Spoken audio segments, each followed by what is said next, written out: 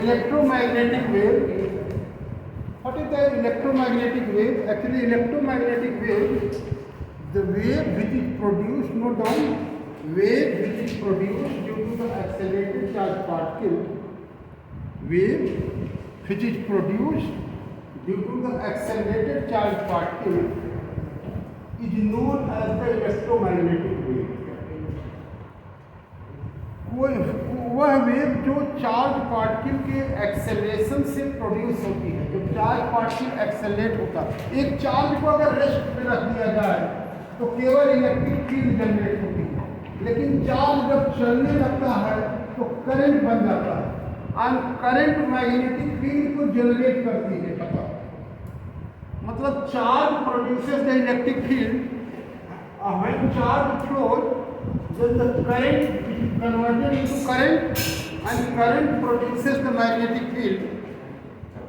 लेकिन करंट अगर static current है तो यह constant static magnetic field generate करती है।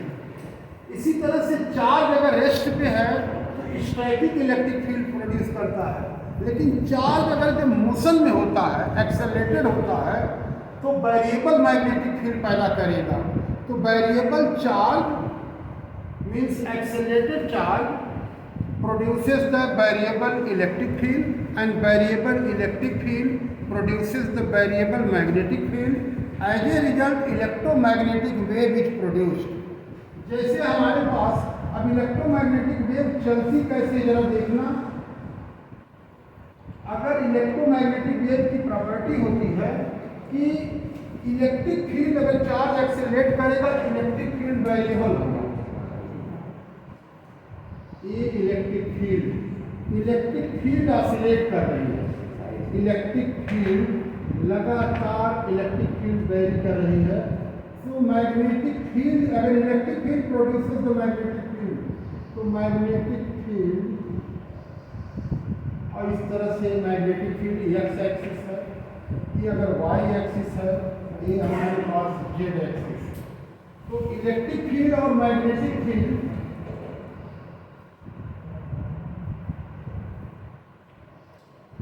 Both are perpendicular to each other. Diagram बना लेना, both are perpendicular to each other. ये magnetic field, electric field produces the magnetic field and magnetic field, ये magnetic field oscillate कर रहा है, magnetic field produces the electric field. और इसी तरह से इलेक्ट्रिक और मैग्नेटिक फील्ड दोनों एक दूसरे को प्रोड्यूस करते हुए दूर तक निकल जाते हैं and they do not require any medium for their propagation. मतलब चलने के लिए इन्हें किसी मीडियम की जरूरत नहीं पड़ती। अगर यह रेस्ट पे होता चार्ज तो खाली इलेक्ट्रिक फील्ड रेस्ट पे प्रोड्यूस होती, स्टैटिक। अगर करंट बन जाता तो मैग्नेटिक फील्ड जनरेट होता, लेकिन अगर यह एक्सेलरेटेड होगा तो वेरिएबल इलेक्ट्रिक फील्ड और वेरिएबल मैग्नेटिक फील्ड जनरेट होगी, और that variable electric and variable magnetic field produces the electromagnetic wave. इसीलिए इसे electric and magnetic field both very in this wave, so this is known as the electromagnetic wave. Electric field sinusoidally change हो रहा है, तो इसकी एक property ये भी है कि अगर ये एक्स डायरेक्शन में मूव कर रहा है तो electric field vector, magnetic field vector are perpendicular to each other and also perpendicular to the wave propagation. Magnetic field की प्रॉपर्टी यही होती है कि अगर हम चल रहे हैं, एक हाथ इधर कर लें तो एक इधर, all are mutually perpendicular to each other. तो ये जो है इलेक्ट्रिक फील्ड वेक्टर की प्रॉपर्टी इलेक्ट्रोमैग्नेटिक वेव में कि electric field vector, magnetic field vector and the direction of wave propagation are mutually perpendicular to each other. E is equal to E naught sine omega T.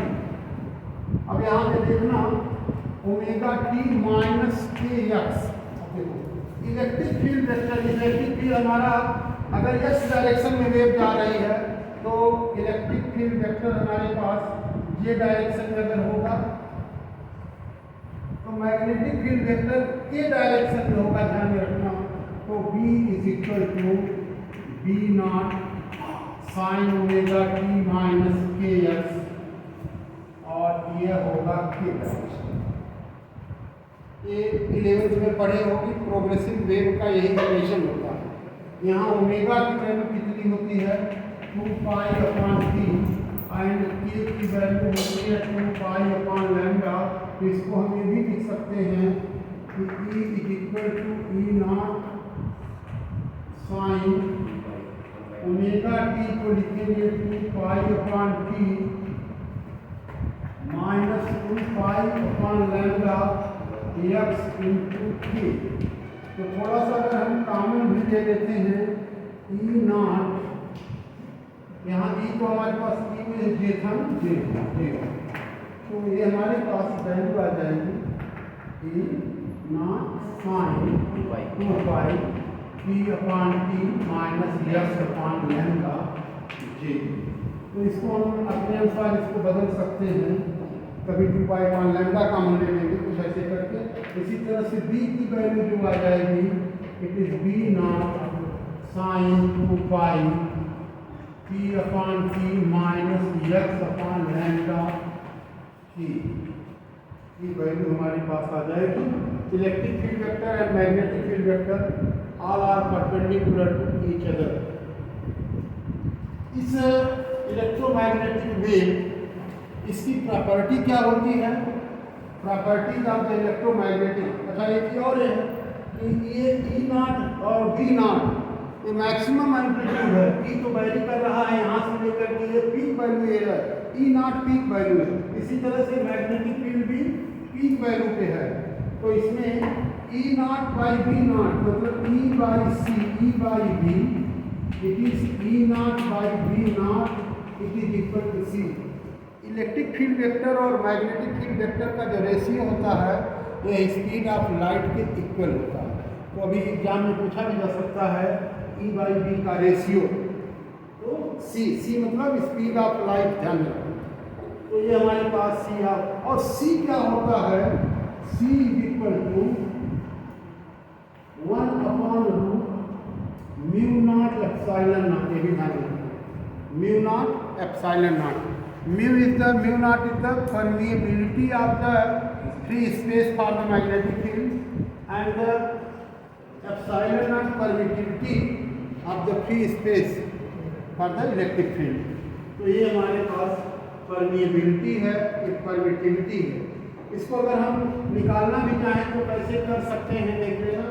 It is equal to, हम लिख सकते हैं सी की value में ये 1 it is mu naught upon 4 पाई, और ये कितना हो जाएगा 4 पाई एप्सिलॉन नॉट। 4 पाई से डिवाइड बाई पाई कर दिया। इससे पता क्या लगा इसकी वैल्यू कितनी होती है, इसको तो थोड़ा सा सी स्क्वायर लिख लें तो हमारे पास कितना हो जाएगा ये म्यू नॉट अपॉन 4 पाई और 4 पाई एप्सिलॉन नॉट, तो कितना हो जाएगा 10 की पावर माइनस 7। और म्यू नॉट अपॉन 4 पाई की वैल्यू कितनी होती है 10 की power minus 7 and 1 upon 4 pi epsilon not 9 10 की पावर 9। तो ये वैल्यू हो जाएगा 9 10 की पावर 9। तो 10 की पावर ऊपर 7 चला जाएगा, 10 की पावर 9 10 की पावर 7, ये देख लेना इट इज सी स्क्वायर। तो कितना हो जाएगा 9 10 की पावर 16। तो सी इज इक्वल टू 3 10 की पावर 8 मीटर पर सेकेंड। तो जो ये वेलोसिटी मेजर की गई है यह परमिटिविटी और परमेबिलिटी के दोनों के, क्योंकि इलेक्ट्रोमैग्नेटिक वेव है तो इलेक्ट्रिक फील्ड मैग्नेटिक फील्ड दोनों के कॉम्बिनेशन से स्पीड ऑफ लाइट कैलकुलेट की गई। तो ये वैल्यू हमें मिल जाती है। इसी तरह से अगर ये किसी मीडियम में चलता है तो मीडियम में चलेगा तो क्या हो जाएगा, ये हमारे पास C is equal to 1 upon mu epsilon. तो म्यू हमारे पास क्या होता है K म्यू नॉट, ये टाइम्स हो जाता है ये एप्सिलॉन R एप्सिलॉन नॉट हो जाता है। ये वैल्यू तो हमारे पास एक तरह से ये तो ये वैल्यू हो जाएगी 1/√k epsilon r and 1/√μ0 epsilon r। तो ये वैल्यू हो जाएगी, इसको अगर हम c डैश ले लें तो c dash is equal to इसकी वैल्यू कितनी c के बराबर होगी, तो c/√k एप्सिलॉन r। ये हमारे पास, तो ये वैल्यू हम कर सकते हैं इस तरह से, तो इसको ये रिलेशन हमको मिल जाता है c/n टाइम्स। तो ये हमारे पास मतलब मीडियम में जब चलता है तो तुम लोग जानते भी हो कि स्पीड हो जाती है it is c/n। n means refractive index होता है ना, तो ये वैल्यू हो जाएगी it is equal to c/n। तो हमारी लाइट का इलेक्ट्रोमैग्नेटिक वेव है, इसमें एक और प्रॉपर्टी होती है कि यह इलेक्ट्रिक फील्ड वेक्टर जो होता है उसका एम्पलीट्यूड मतलब E0 is greater B0। Electric field का जो एम्पलीट्यूड होता है मैग्नेटिक फील्ड के वेक्टर से अधिक होता है। रिजल्ट क्या होता है कि यह जो हमें दिख जाती है लाइट, यह इलेक्ट्रिक फील्ड वेक्टर के ये बिजली है, ये जो चमक इसमें होती है जो दिखती है, यह इलेक्ट्रिक मैग्नेटिक फील्ड कभी दिखती नहीं रहती। तो हम इलेक्ट्रिक फील्ड की जो शाइनिंग होती है इलेक्ट्रिक फील्ड के कारण ही हम लाइट को देख पाते हैं। तो ये हमारे पास इलेक्ट्रिक फील्ड का जो एम्पलीट्यूड होता है ये हमेशा मैग्नेटिक फील्ड के वेक्टर से अधिक होता है। ये सब इसकी प्रॉपर्टी है। तो कुछ प्रकार 9 10 की पावर 16 हुआ ना, माइनस है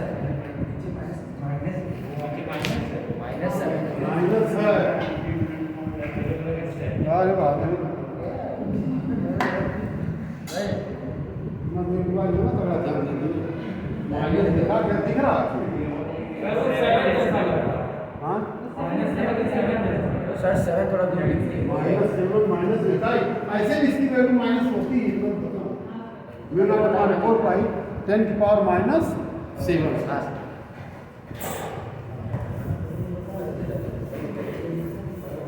Properties of the electromagnetic wave, properties of the electromagnetic wave, properties of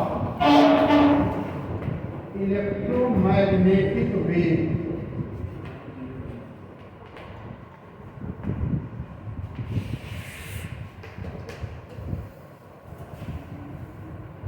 first property लिखो, electromagnetic wave do not require any medium for their propagation. Electromagnetic wave do not require any medium for their propagation. इनको medium की जरूरत नहीं पड़ती, they travel without any medium. Electric field magnetic field generate करेगा, magnetic field electric field generate करेगा, और दोनों एक दूसरे को जनरेट करते हुए स्पेस में निकल जाते हैं। कभी वहाँ पे एस्ट्रोनॉट भी जाकर के स्पेस से बात करते हैं यहाँ पर। तो because electromagnetic field wave does not require any medium for their propagation. और E/B इक्वल टू C, मतलब ratio of electric field vector and magnetic field vector is equal to speed of light is equal to speed of electromagnetic wave। माने ratio of electric field vector and magnetic field vector, ratio of electric field vector and magnetic field vector give the speed of electromagnetic wave, give the speed of electromagnetic wave।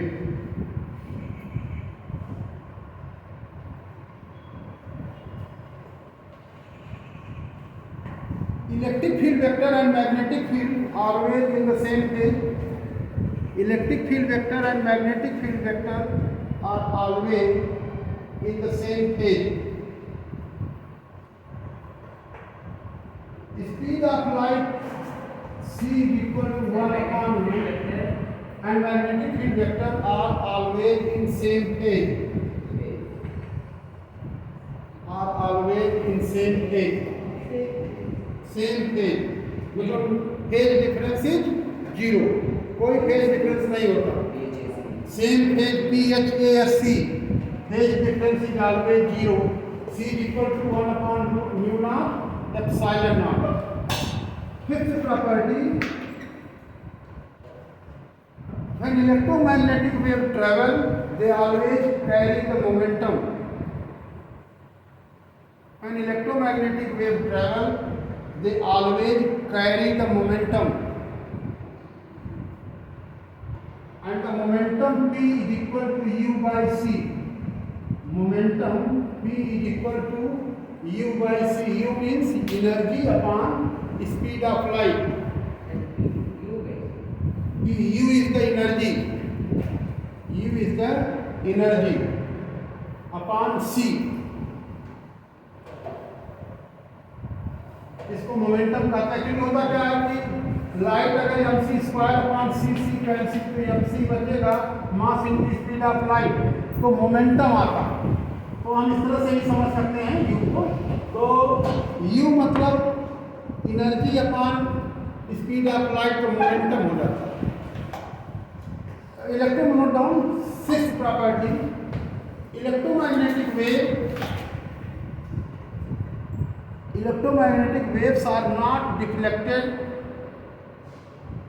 in the electric and magnetic field। They are not deflected in the electric and magnetic field। Electric और magnetic field में electromagnetic wave कभी deflect नहीं होती। Not deflected in electric and magnetic field. Seventh property,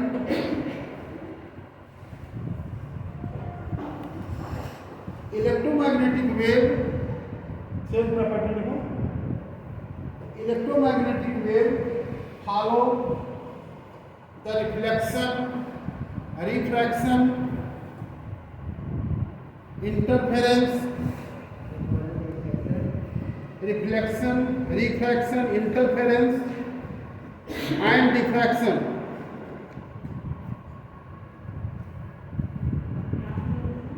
And diffraction, DIFFRACTION, DIFFRACTION।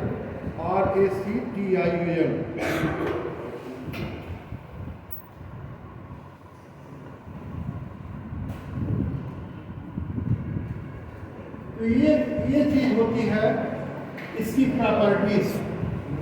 ये भी लिख सकते हैं एक और भी property, they always possess the electrical and magnetic energy। They always possess electrical and magnetic energy।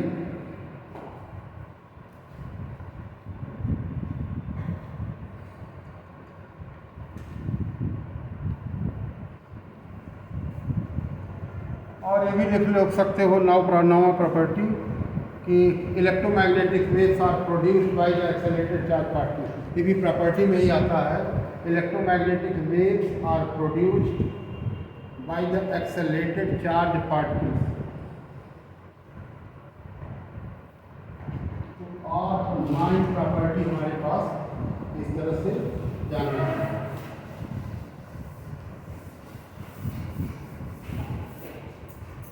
Energy density of electromagnetic wave, energy density of electromagnetic wave,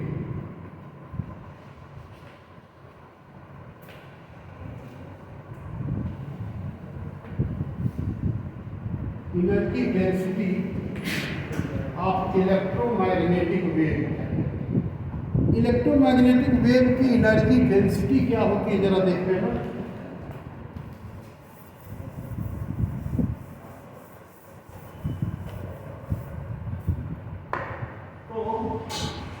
electrical energy density of static field, electrical energy density,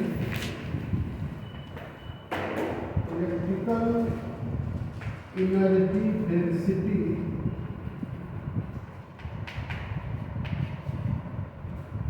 of static electric field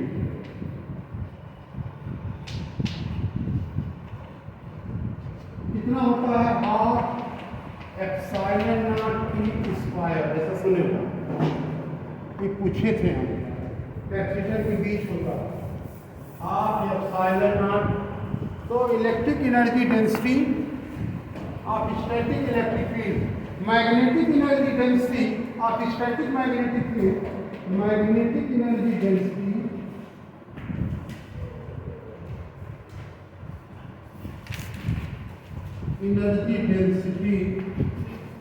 of static magnetic field, static magnetic field, it is equal to b square upon 2 mu naught, b square upon 2 mu naught।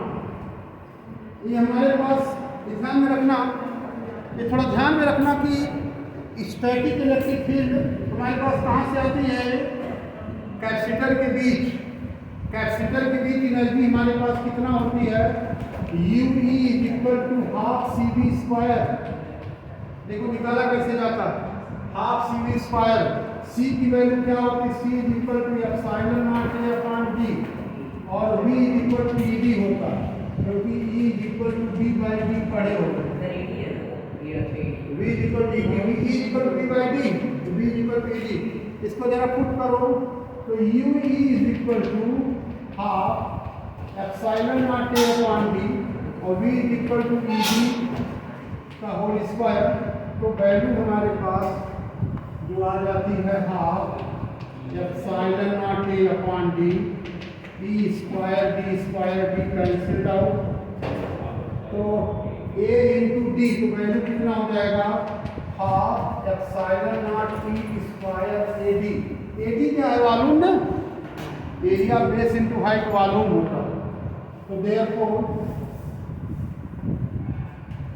Energy per unit volume, energy per unit volume हमारे पास U E is equal to U E upon A D, it is equal to half epsilon naught. Viva में कई बच्चों से पूछा गया था कि what is the energy density of the electric field, तो half epsilon naught E square. Magnetic energy density B square, ही वैसे आप ध्यान में रखना, ये तो डिराइव भी किया था लेकिन अभी डिराइव नहीं किया गया था।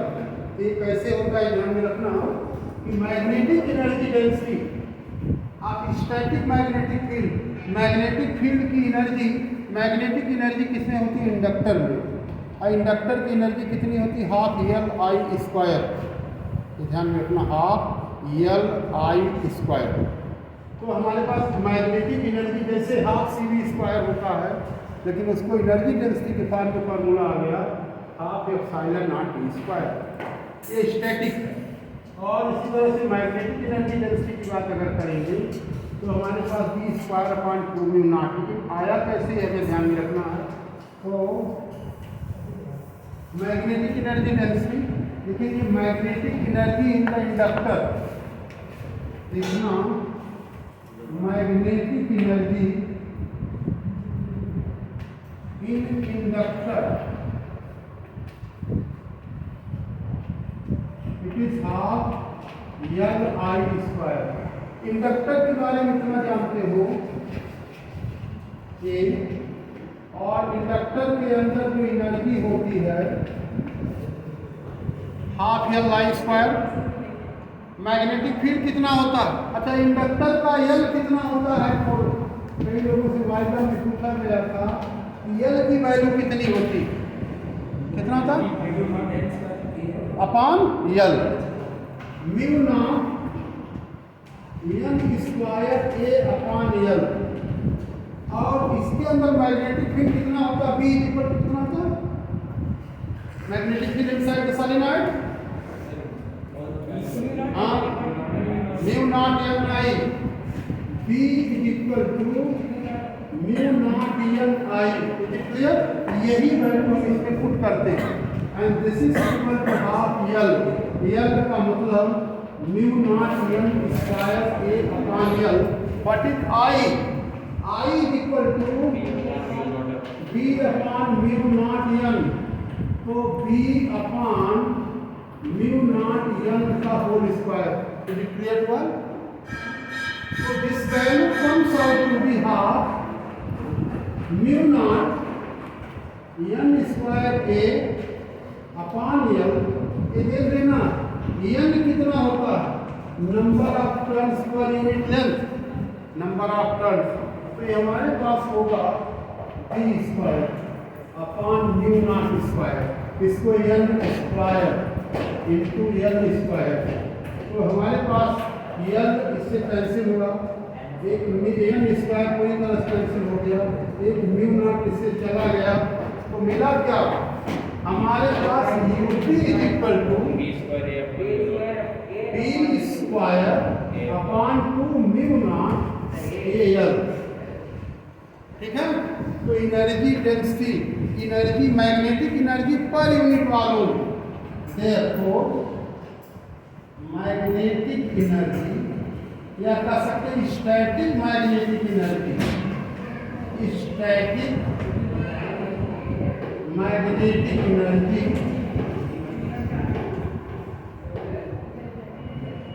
पर यूनिट वॉल्यूम,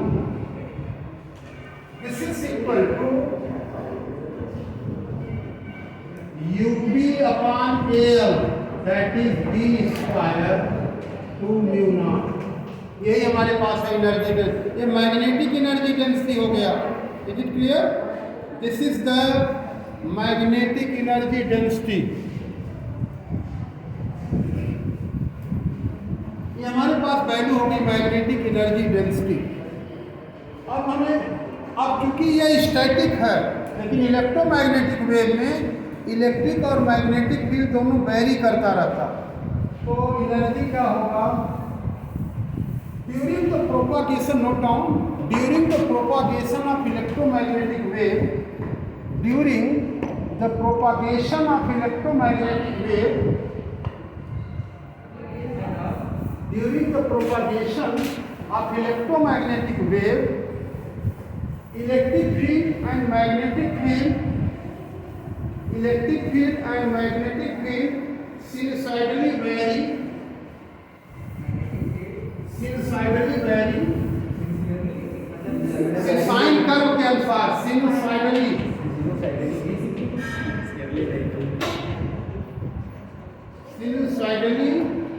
वैरी, मैंने साइन कर्व के अनुसार वैरी करता है, जैसे हमारा एसी वैरी करता था।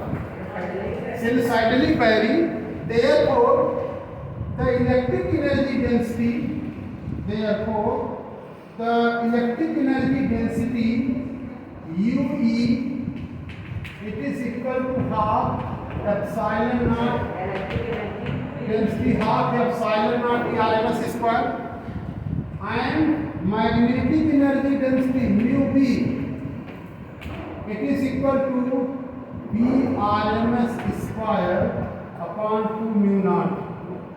हमने बताया था कि एसी में हम IRMS और ERMS निकालते थे, क्यों?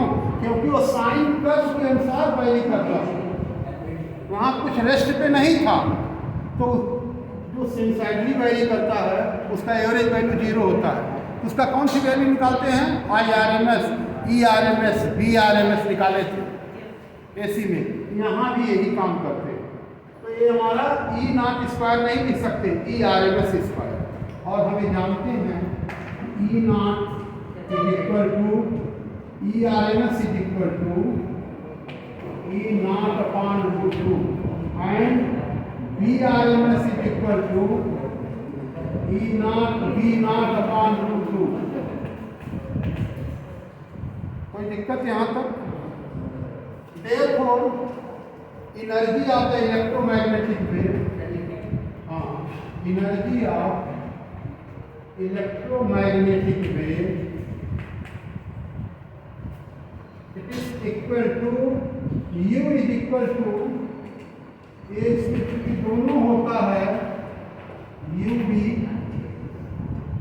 तो हम लिख लेंगे half epsilon not BRMS square, BRMS square upon 2 mu not. हम क्या करेंगे कि हाफ एप्सिलॉन नॉट ERMS लिखेंगे ई नॉट अपॉन रूट 2 को लिखेंगे ई नॉट स्क्वायर अपॉन 2 और इसी तरह से 1 upon 2 mu naught B R M S B naught upon root 2 means B naught square upon 2। तो हमारे पास वैल्यू आ जाएगी this energy U it is 1/4 epsilon naught E naught square plus 1/4 B naught square upon mu naught। और हम इसको magnetic को energy में इलेक्ट्रिकल एनर्जी में कन्वर्ट कर सकते हैं। लिखेंगे since E by B it is equal to C, तो B naught is equal to देखना B naught is equal to E naught by C। तो यही था कि पुट कर दें तो it is equal to 1/4 epsilon naught E naught square plus हमने क्या किया E by B is equal to C, तो B naught is equal to E naught upon C। तो वैल्यू कितनी हो जाएगी 1/4 B नॉट के प्लेस पे लिखेंगे E नॉट बाई C का स्क्वायर 1/4 B नॉट है। कोई दिक्कत? अब देखो कितना हो गया 1/4 epsilon naught E naught square plus 1/4 mu naught E naught square upon C square. क्या दिक्कत इसमें? E by B equal to C होता है, तो B naught E naught by C लिख दिया। हमने मैग्नेटिक एनर्जी को इलेक्ट्रिकल एनर्जी में कन्वर्ट कर दिया।